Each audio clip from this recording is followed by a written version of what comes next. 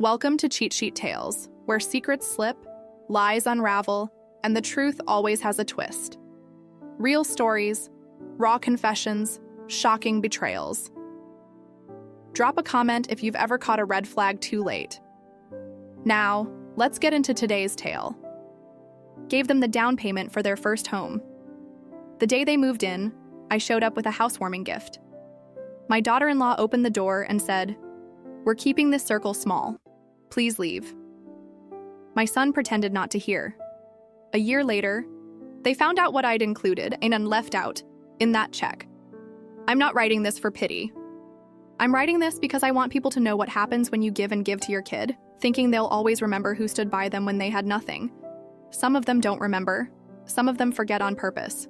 I'm Evelyn. I live in Scranton, Pennsylvania, and I'm 61. I've been on my own for a long time. My husband, Don, passed away from pancreatic cancer 12 years ago. It was fast. We barely had time to react before I was signing death paperwork and arranging a service.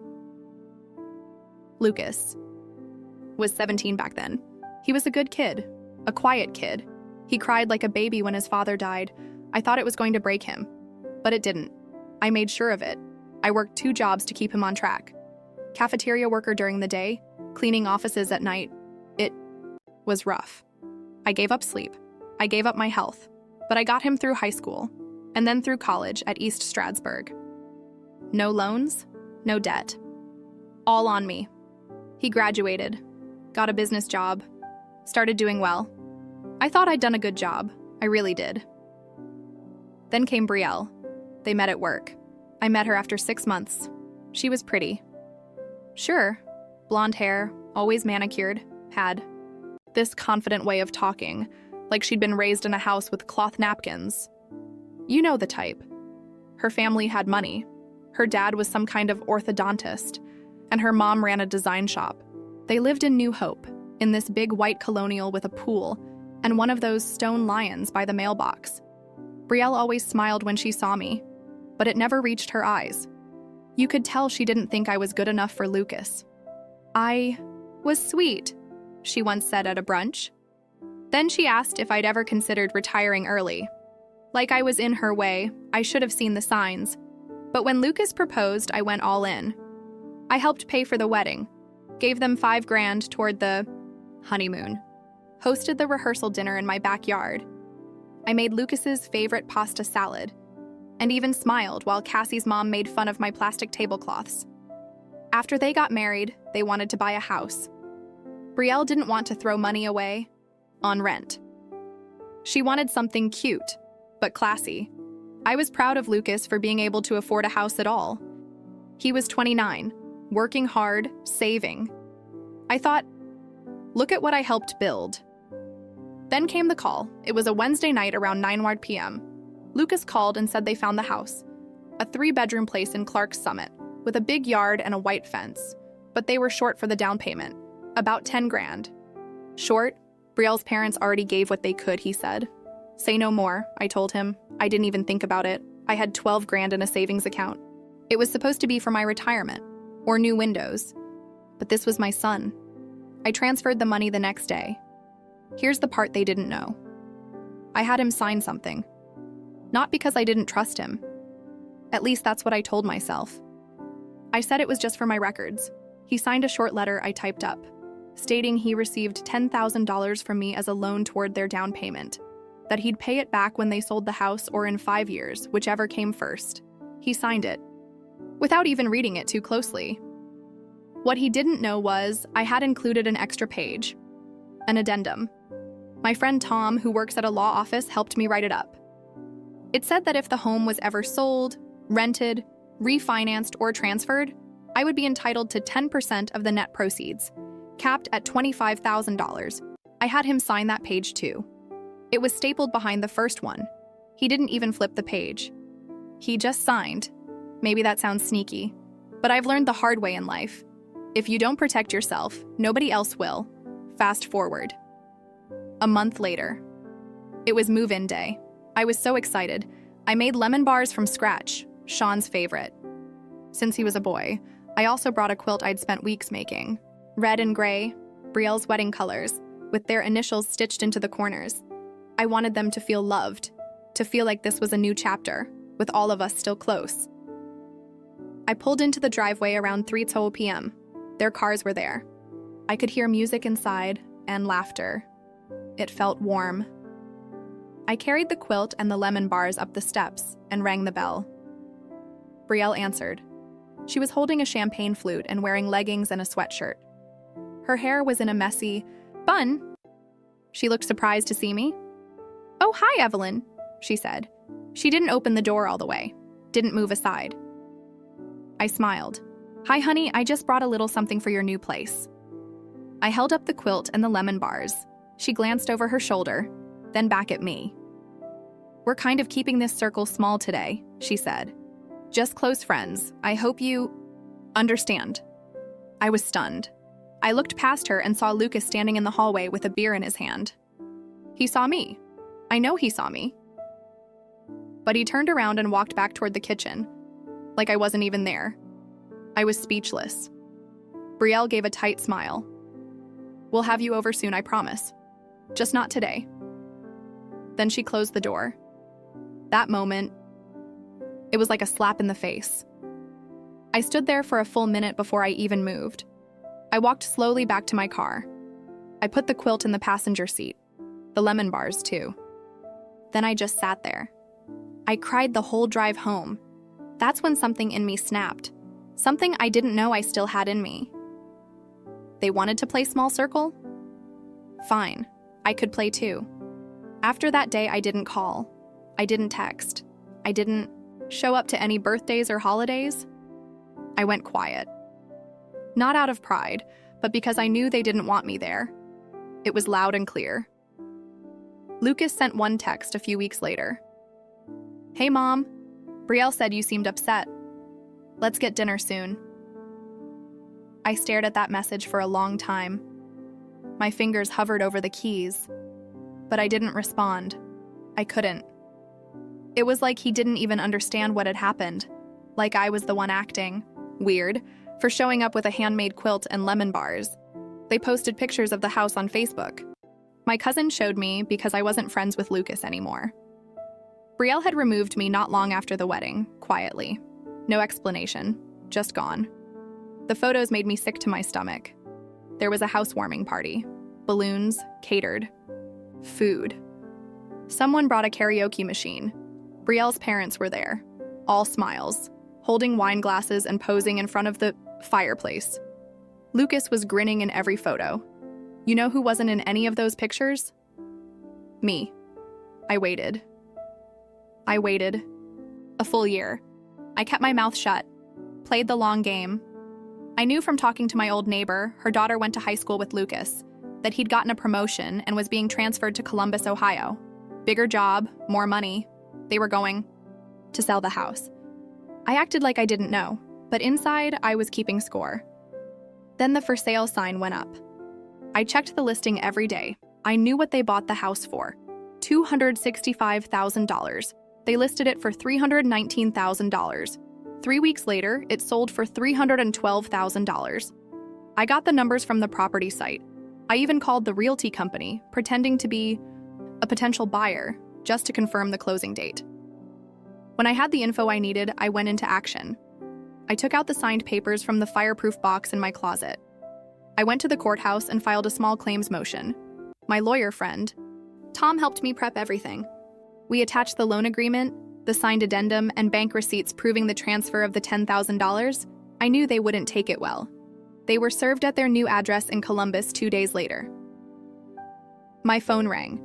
Unknown number. I answered. "Brielle?" "What the hell?" "Evelyn," she hissed. "Hello to you too," I said. "You're suing us? Are you serious? Over some gift from over a year ago?" "It wasn't a gift," I said. "It was a deal. Your husband signed the papers." "Oh my God," she muttered. "You're unbelievable. You waited a whole year just to try and embarrass us." "No," I said. "I waited because I knew you'd forget. I just wanted to make sure you didn't forget me." She went silent. Then she hung up. A week later, Lucas called. He didn't yell. He didn't curse. but what he said stung more than anything Brielle ever did. "Why would you do this to me, Mom?" he said. His voice was low, cold. "I thought you were better than this." I almost laughed. "Better than what? You forgot who helped you get that house," I said. "I didn't. I gave you everything I had left, and you let her shut me out like trash on the curb." "I didn't know she was going to do that," he said. "You watched her close the door," I said. "You saw me standing there." He didn't respond. Then he whispered, "I wish you'd just talk to me first." "I tried," I said. "You left me on red." We hung up without saying goodbye. 2 months later, we went to court. They tried to argue that it was a misunderstanding, that it was a gift, that the contract wasn't valid, but the judge read the papers, saw the signatures, saw the addendum, and he ruled in my favor. They were ordered to pay me $4,000, plus court fees.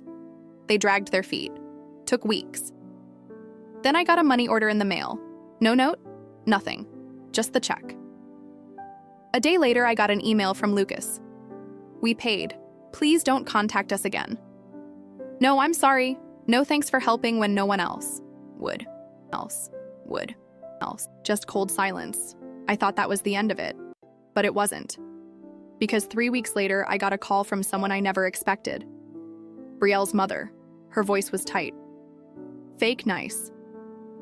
"Evelyn," she said, "I think we need to talk." When I saw her name on the caller ID, I almost didn't answer. Brielle's mother, Judith. The woman who once asked if I owned any real crystal. And made a face when I brought a lasagna to the bridal shower, but something told me to pick up. "Evelyn," she said in her usual forced, sweet tone, "I think we need to talk." I leaned against my kitchen counter. "I'm listening," she sighed like she was dealing with a toddler. "This whole legal mess. You made things very uncomfortable for Lucas and Brielle. I'm sure being served legal papers at their new house was a real mood killer," I said flatly. She ignored that. "I just think it would be healthier for everyone if we settled this quietly. You got your money.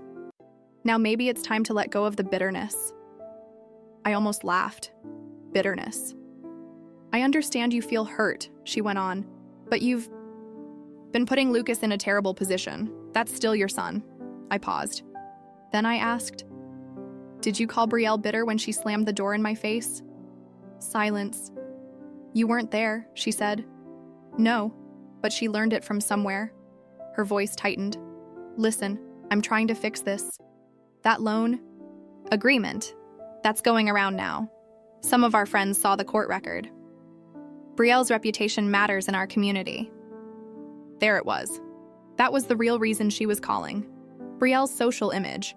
Her little network of rich wives and yoga buddies was starting to whisper. "I'm not responsible for Brielle's choices," I said. "She made this bed." Judith lowered her voice. "You know what's sad, Evelyn? I always knew you'd try to drag Lucas down. I just didn't think you'd go this far." I smiled. "That's funny, because I always knew you'd try to clean up your daughter's mess. I just didn't think you'd bother calling me." Then I hung up. I thought that would be the end of it. But 2 days later, I found something strange in my mailbox. An envelope, no return address. Inside was a folded photo, printed on thick paper. It was a picture of Lucas and Brielle, smiling in front of their new house in Ohio, and scrawled across the bottom in red pen were 4 words. "You lost him forever." No name, no handwriting I recognized. But it rattled me. At first, I thought maybe it was Brielle or Judith. But then I noticed something odd in the background of the photo. Zoomed in. Was a car parked across the street. A dark green SUV. Looked a lot like my cousin Marcy's. Marcy, who had accidentally let slip some things to me. About Sean's job.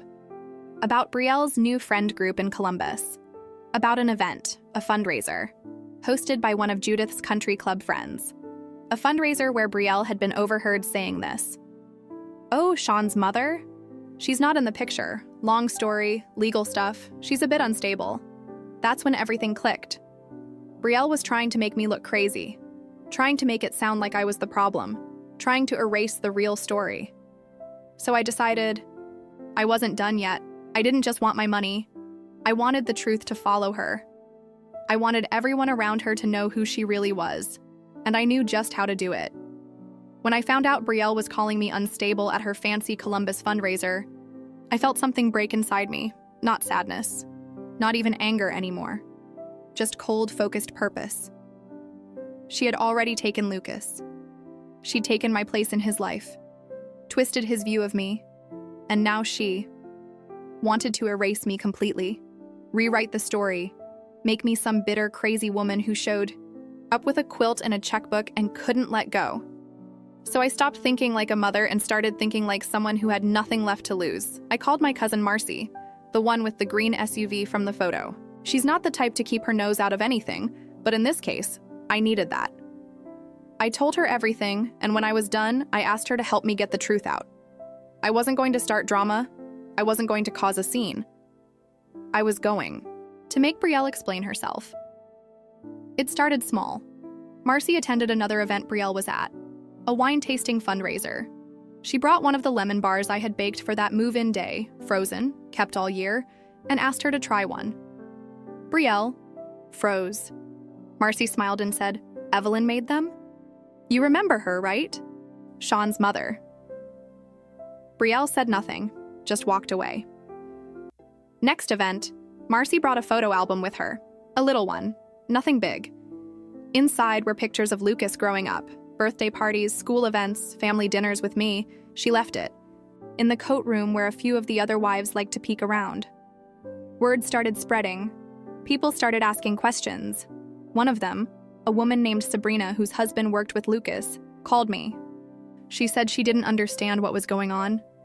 Brielle had told people I was mentally ill, that I'd faked a legal document and sued them out of spite, but Sabrina had seen the court record. She found it online and she read it. "Evelyn," she said, "that document looks legitimate, and honestly, she sounds like she's hiding something." That was all I needed. I took all the proof I had, the signed documents, the texts, photos of the quilt and lemon bars, even the envelope. "With you lost him forever." And I mailed them anonymously to 2 places, the company Lucas worked for to HR, with a note. "Family drama has followed your employee to Ohio just for your awareness." And to the community board that handled the fundraisers and events. Brielle and Judith were obsessed with the country club list, the local wives group, the gala committee, everything. I didn't attach a name. I let the facts speak. 3 weeks passed, then the fallout began. Brielle was dropped from the planning committee for the summer gala. The excuse they gave was personal reputation matters. Lucas was quietly passed over for a senior role he was supposed to get. Rumor was the HR team flagged him as involved in unresolved family legal action. Judith called me again. This time she wasn't polite. "You vindictive old hag," she snapped. "You've ruined everything. You've embarrassed our family." I didn't yell. I didn't even get mad. I just said, "You should have taught your daughter how to open a door." She hung up, and that's when Lucas finally called. I hadn't heard his voice in months. He sounded tired, older, defeated. "Why?" he asked. I said, "Nothing." "Why? Couldn't you just let it go?" I asked. "Did you ever once think about how I felt that day?"